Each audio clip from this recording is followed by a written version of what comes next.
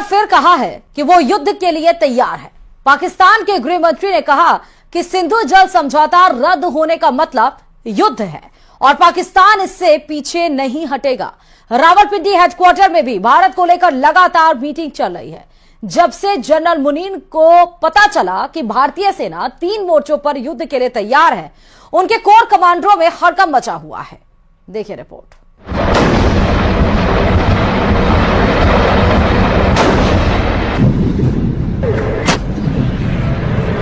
भारत के दुश्मनों को 3 तरफ से घेरा जा रहा है।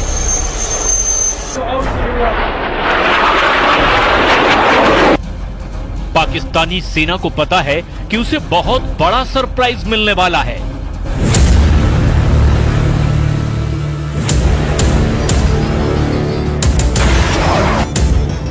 क्योंकि पहलगाम में पाकिस्तान के आतंकियों ने जो किया उसकी माफी नहीं, सजा मिलेगी और वो भी सजाए मौत मिलेगी।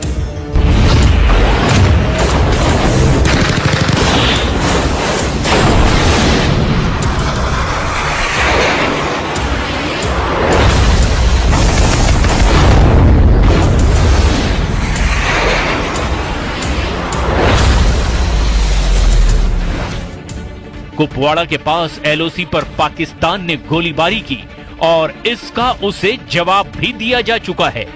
रिपोर्ट है कि अगर पाकिस्तान ने 600 गोलियां चलाई तो भारत ने इसके जवाब में 1300 राउंड फायर कर दिए।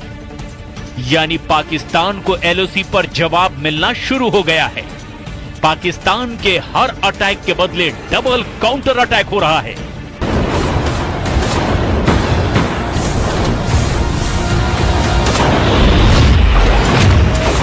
जमीन पर हो रहे एक्शन के बाद अब आसमान और समंदर में भारत के तेवर देख लीजिए, क्योंकि पहलगाम में हुए आतंकी हमले ने श्रीनगर और पठानकोट से लेकर अरब सागर तक बड़ा जाल बिछाना शुरू कर दिया है।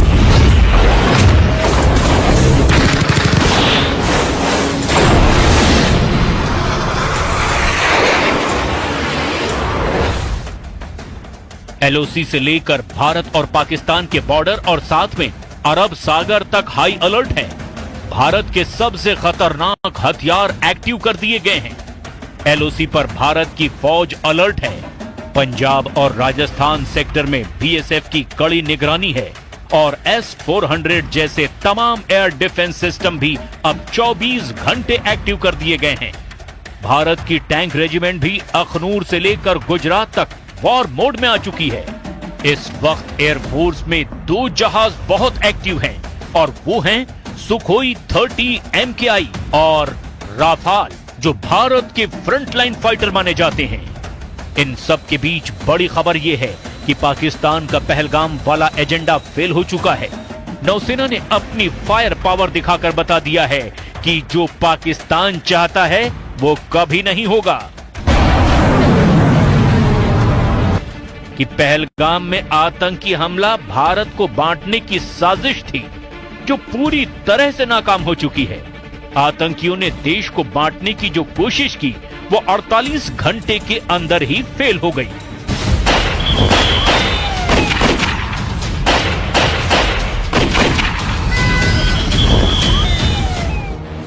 पहलगाम में धर्म पूछकर हत्या करना साफ साफ भारत को सांप्रदायिक रूप से बांटने की कोशिश है और आतंकियों के जरिए पाकिस्तान की रची गई इस साजिश को सीधे सीधे भारतीय नौसेना ने मुंहतोड़ जवाब दिया है।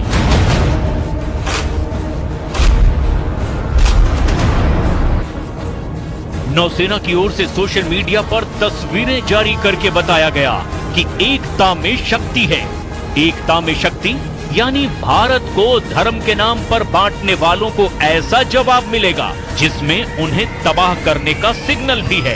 इस तस्वीर में 5 डिस्ट्रॉयर हैं, 3 हैं विशाखापट्टनम क्लास और 2 हैं कोलकाता क्लास। ये दोनों तरह के डिस्ट्रॉयर भारतीय नौसेना के सबसे खतरनाक जंगी जहाज माने जाते हैं।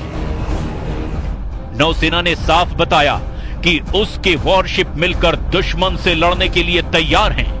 दुश्मन के खिलाफ अब एक होने की जरूरत है, यानी मैसेज साफ है, बांटने वालों को अब बख्शा नहीं जाएगा। एक ही सफ में नौसेना के 5 जंगी जहाज। और इस फोटो के जरिए नौसेना ने अपनी रेंज और फायर पावर की एक छोटी सी झलक भी दिखाई है।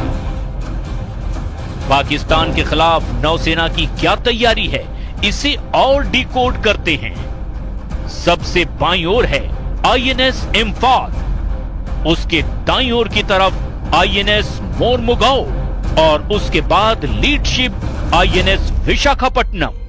शुरुआत की ये तीनों जहाज आईएनएस विशाखापट्टनम क्लास के डिस्ट्रॉयर हैं। आईएनएस विशाखापट्टनम के दाईं तरफ है कोलकाता क्लास के आईएनएस चेन्नई और आईएनएस कोच्चि। इन्हीं में से एक यानी विशाखापट्टनम क्लास के जहाज आईएनएस सूरत की फायर पावर का भारत ट्रेलर दिखा चुका है। पहलगाम में हुए आतंकी हमले के 48 घंटे के अंदर ही भारत ने सिग्नल दे दिया था कि वो पाकिस्तान के साथ क्या कर सकता है। पहलगाम से 2000 किलोमीटर दूर भारत ने पाकिस्तान के दिलो दिमाग पर पहला वार तब किया जब MRSAM दागी गई। आईएनएस सूरत से भारत ने MRSAM यानी medium range surface to air missile launch करके बता दिया कि बदला लेने वाला इरादा कितना मजबूत है। 70 किलोमीटर तक आसमानी टारगेट को धमाके के साथ खत्म करने वाली इस मिसाइल ने अरब सागर में बड़ा सिग्नल दिया है। इजराइल के साथ मिलकर बनाई गई इस मिसाइल को आईएनएस सूरत से आजमाया गया, यानी विशाखापट्टनम क्लास का वो डिस्ट्रॉयर जिसके मुकाबले का कोई वॉरशिप पाकिस्तान के पास नहीं है। और पहलगाम में हुए बर्बर आतंकी हमले के बाद देश भर में आक्रोश का माहौल है। भारत के कड़े रुख को देखते हुए पाकिस्तान के हौसले पस्त हैं। पाकिस्तान भारत को युद्ध की धमकी दे रहा है, लेकिन वो ये भूल जाता है कि उसने कई बार भारत के हाथों मुंह की खाई।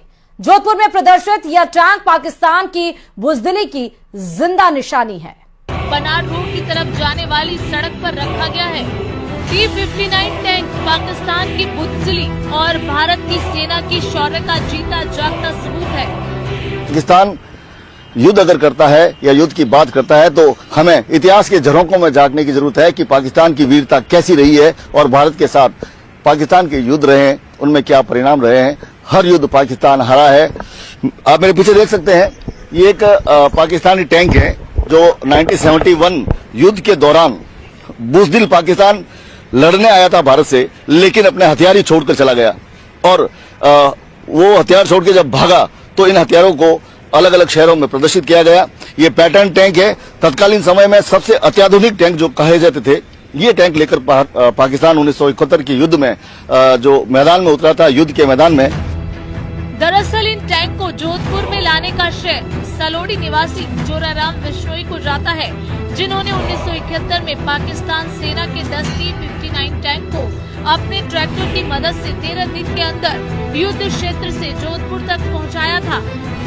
युद्ध के बाद इन टैंकों को अलग अलग उद्देश्यों के लिए इस्तेमाल किया गया, जबकि कुछ को सैन्य संग्रहालयों में प्रदर्शित किया गया ताकि लोग युद्ध की स्मृति और भारतीय सैनिकों की बहादुरी को याद रख सके, जो 1971 के युद्ध में पाकिस्तान से जीते गए थे। ये टैंक उस युद्ध में भारतीय सेना की विजय का प्रतीक है। हाँ, बस 1971 में ये छोड़ के चले गए थे। वो कुछ नहीं, गिद्दड़ बम के है, उससे कुछ नहीं होने वाला है। इंडियन एयरफोर्स बहुत पावरफुल है अभी के टाइम में, विश्व गुरु है भारत, तो वैसे कुछ नहीं है, गिद्दड़ बम के है। साल 1971 में पाकिस्तान के पास सबसे उन्नत तकनीक के पैटर्न टैंक थे, जिसके दम पर वो। और चलिए इसी के साथ ही इस रिपोर्ट में फिलहाल अभी इतना ही। बाकी अन्य खबरों के लिए देखते रहिए News 18 राजस्थान।